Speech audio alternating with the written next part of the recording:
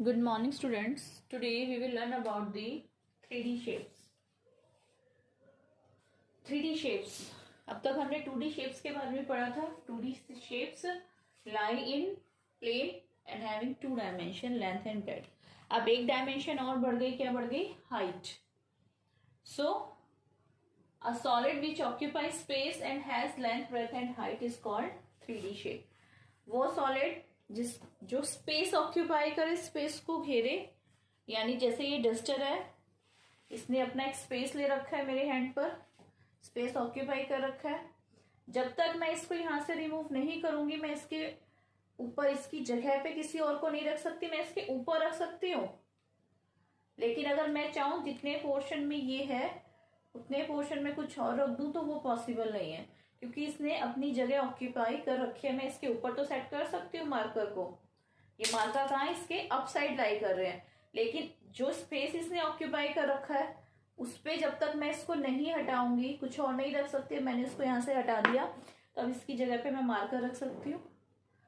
ठीक है. तो जब एक सॉलिड स्पेस ऑक्यूपाई कर ले, सॉलिड विच ऑक्यूपाई स्पेस, और उसमें लेंथ, ब्रेथ और हाइट हो, उसको हम क्या कहेंगे? 3D. अब देखिए ये डस्टर है, ये लेंथ हो गई, ये ब्रेथ हो गई इसकी. अगर मैं यहां से इसको पकड़ रही तो this is the length, this is the breadth. अब ये जो है ये क्या है? ये इसकी हाइट है. Length, breadth, height. स्पेस भी ऑक्यूपाई कर रहा है इसने, तो this is the example of 3D shape. Okay. So A solid which occupies space has a length, breadth and height is called 3D. एक सिंपल एग्जांपल लेते हैं. हम लोग घर बनाने के लिए प्लॉट खरीदते हैं.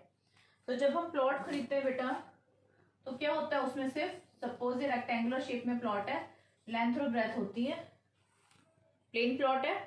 ठीक है. फिर हम उस पर घर बनाते हैं. मैंने इस पर एक घर बना दिया, ये मेरा प्लॉट था, मैंने इस पे घर बना दिया, स्पेस ऑक्यूपाई कर लिया इस घर ने. अब मैं इस घर को रिमूव करे बिना अगर यहाँ स्कूल बनाना चाहूँ तो क्या पॉसिबल है?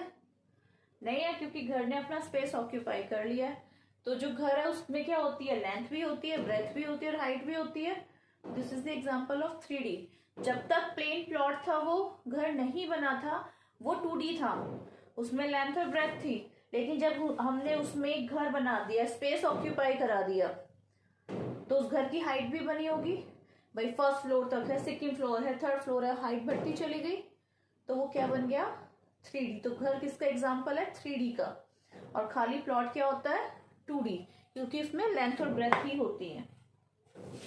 अब इसके एग्जांपल समझते हैं कौन कौन से हैं. सबसे पहले आता है आपका cube.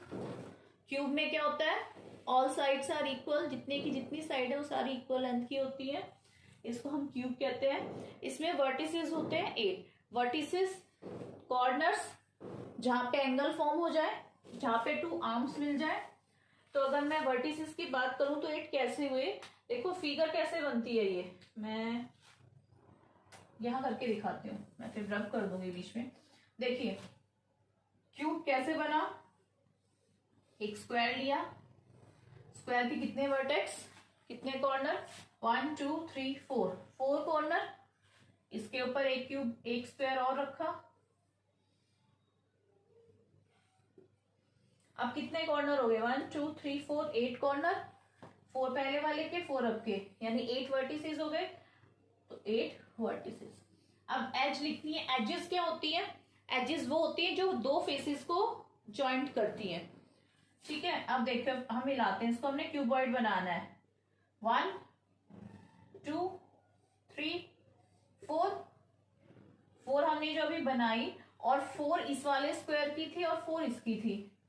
4 plus 4 plus 4 8 plus 4 12. 4 plus 4 plus 4 12. 12 edges हो गई. अब आते हैं, इसमें फेस भी 2 टाइप्स के होते हैं, एक फ्लैट और एक कर्व. फ्लैट फेसेस वो फेसेस होते हैं जो 2 डायमेंशन शेप से बनते हैं. जो फेसेस 2 डायमेंशन शेप बनाएगी वो फ्लैट है, और जहां 2 डायमेंशन शेप्स कर्व में आपको दिखेंगी वो क्या हो जाएगा? Curved face. तो अगर हम क्यूबॉइड की बात कर रहे हैं, क्यूब की बात कर रहे हैं, suppose this is a cube, तो अगर इसका ये वाला फेस देखूं मैं तो ये क्या है, एक स्क्वायर है। इसको देखूं तो ये भी एक स्क्वायर है, ये देख रही हूं तब भी एक स्क्वायर है, अगर इसको ऐसे देख रही हूं तो भी ये स्क्वायर है, यहां से भी ये स्क्वायर है। तो टोटल इसमें कितने फेसेस है, 1, टॉप बॉटम 2 फेस हो गए, फ्रंट बैक 2 फेस हो गए, 4 राइट एंड लेफ्ट 6 फेसेस हो गए। 6 फेसेस और 6 के 6 क्या है, फ्लैट फेसेस। 2 डायमेंशन फिगर है, स्क्वायर है, यहाँ पे भी स्क्वायर है, यहाँ पे भी स्क्वायर है। So this is the 6 faces, flat faces. Same for cuboid. Cuboid क्या है, क्यूबॉइड में क्या होता है, दिस इज दी रेक्टेंगुलर की वो है, रेक्टेंगल की फॉर्म में बनता है। ये रेक्टेंगल हो गया, इसके ऊपर एक और रेक्टेंगल, ये मिला दिया, दिस इज क्यूबॉइड।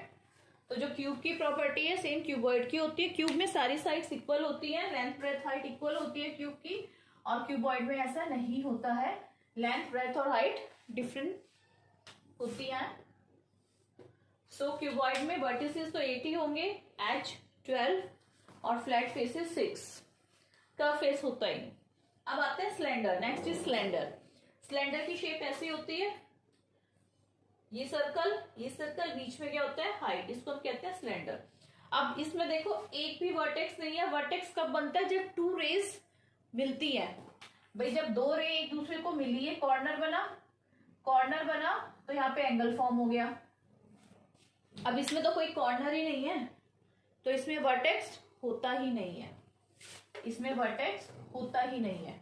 अब एज की बात करते हैं। एज को मैंने आपको कहा था जो 2 फेसेस को जोड़े, 2 फेसेस को जोड़ दे सॉरी, वो एज होती है।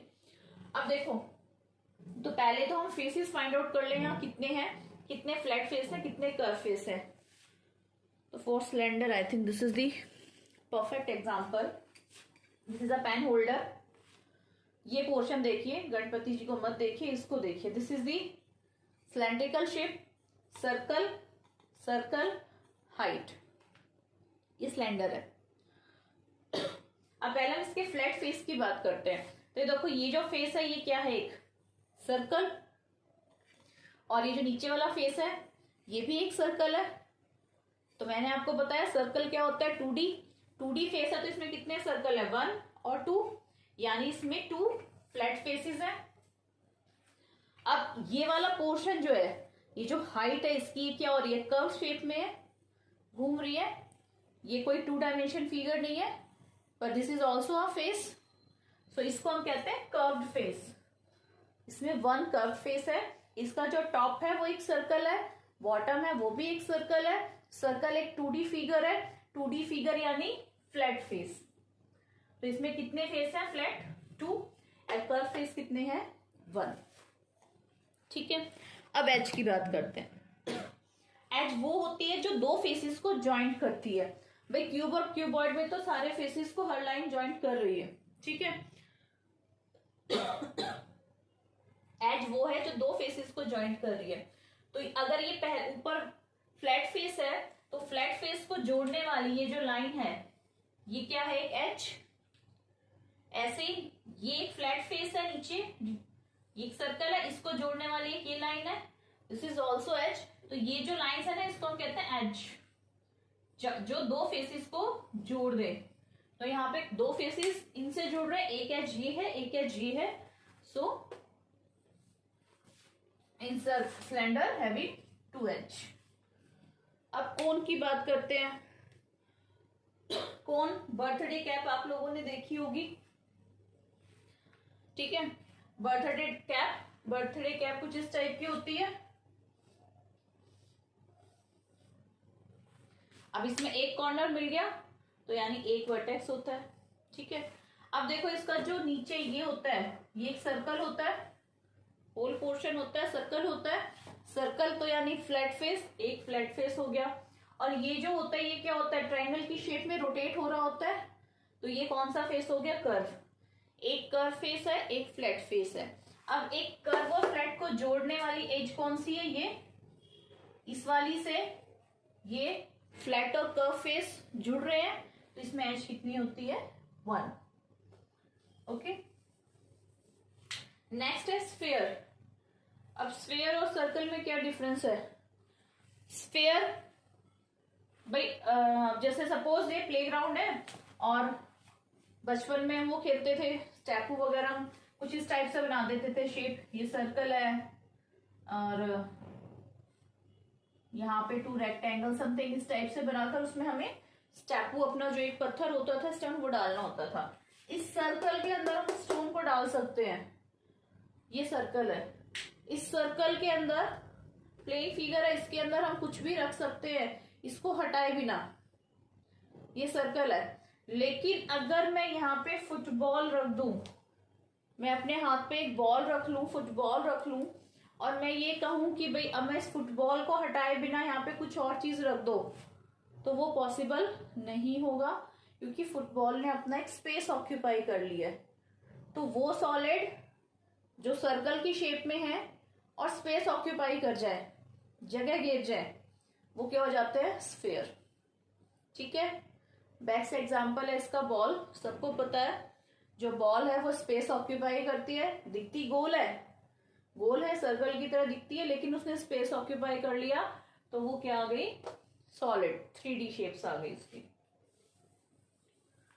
सो स्फीयर वर्टेक्स होता ही नहीं, कॉर्नर है ही नहीं, उसके बाद फेस कितने हैं? फ्लैट फेस तो है ही नहीं उसमें, यू कर्व फेस ही है सारा, तो कर्व फेस है। जब फेस ही 2 नहीं है तो एज तो क्या होगी? एज क्या होती है? जो 2 फेसेस को ज्वाइन करे, उसमें फेस ही एक है तो इसकी एज भी नहीं होती है।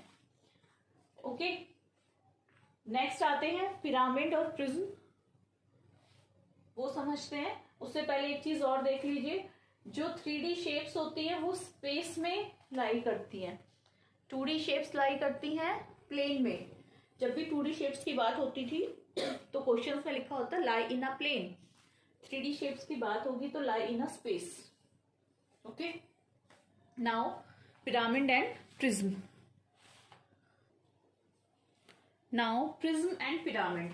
देखो अब 3D में हमने क्यूब पढ़ा, क्यूबॉइड पढ़ा, सिलेंडर, कोन, स्फीयर, पर इनके अलावा भी तो शेप्स होती हैं। कई शेप्स ऐसी होती है जो इनमें से कुछ भी नहीं बन रही होती हैं। कई बार हम ऐसी शेप्स भी देखते हैं जो बेस में उसके रेक्टेंगल है, टॉप पे भी रेक्टेंगल है, और हर वर्टेक्स एक दूसरे से मीट कर रहा है, या बेस में ट्रायंगल है, टॉप पे ट्रायंगल है। चलिए इसी से देखते हैं। देखो ये जो शेप्स है, इसका टॉप क्या है? एक रेक्टेंगल, बेस क्या है? एक रेक्टेंगल। अगर ये क्यूबॉइड होती तो इसकी एक प्रॉपर शेप होती, इसकी एक प्रॉपर शेप नहीं है। ये देखिए प्रॉपर हाइट नहीं है इसमें। तो इस टाइप की थिंग्स को, जिसको हम क्लासिफाई नहीं कर पा रहे कि ये क्यूबॉइड है, क्यूब है, स्फीयर है, सिलेंडर है, तो वो किस कैटेगरी में हम डाल देते हैं? प्रिज्म या पिरामिड। दोनों में डिफरेंस क्या होता है? प्रिज्म और पिरामिड में डिफरेंस इतना है, जो प्रिज्म का बेस होता है वो एक फ्लैट फिगर होती है, और जो उसका टॉप होगा वो भी एक फ्लैट फिगर होगी। जो इसका बेस होता है, बेस एक फ्लैट फिगर होती है, और जो इसका टॉप होता है वो भी सेम फ्लैट फिगर होती है जो बेस में है। ठीक है, वैसे तो क्यूबॉइड भी एक प्रिज्म है। क्यूबॉइड में या क्यूब में अगर आप देखेंगे तो जो टॉप है वो एक फ्लैट फिगर है, जो बॉटम है वो भी एक फ्लैट फिगर है। तो क्यूब और क्यूबॉइड भी प्रिज्म के अंदर ही आते हैं। बेस में base flat figure, top flat figure, और इसके जितने भी वर्टेक्स होते हैं वो एक दूसरे से मिट होते हैं। जैसे सपोज मैं ट्रायंगुलर प्रिज्म की बात करूं, वर्ड सुना होगा आपने ट्रायंगुलर प्रिज्म। टॉप भी प्रिज्म होता है उसका, और उसका बॉटम भी एक ट्रायंगल होता है, और उसके बाद ये सारे वर्टेक्स जो है वो मीट कर रहे होते हैं। This type of figure is called prism. कैसे पहचान करेंगे? जो इसका टॉप फिगर है वो भी एक ट्रायंगल है, जो इसका बॉटम फिगर है वो भी एक ट्राइंगल है। टॉप और बॉटम में एक 2 डायमेंशन फिगर होगी, फ्लैट फिगर होगी, और हर वर्टेक्स एक दूसरे से मीट होगा। जैसे ये टॉप वाला वर्टेक्स टॉप से मीट है, ये वाला वर्टेक्स इससे, and this is the prism.